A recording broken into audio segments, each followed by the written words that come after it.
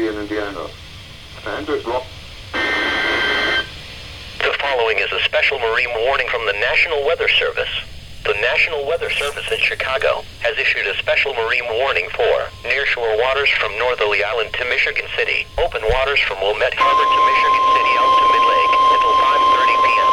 At 3:54 p.m., Doppler radar indicated a thunderstorm, capable of producing strong winds to 49 nautical miles west of Calumet Harbor, moving east at 30 knots. This thunderstorm will be near Calumet Harbor around 4:10 p.m. Waters should seek safe harbor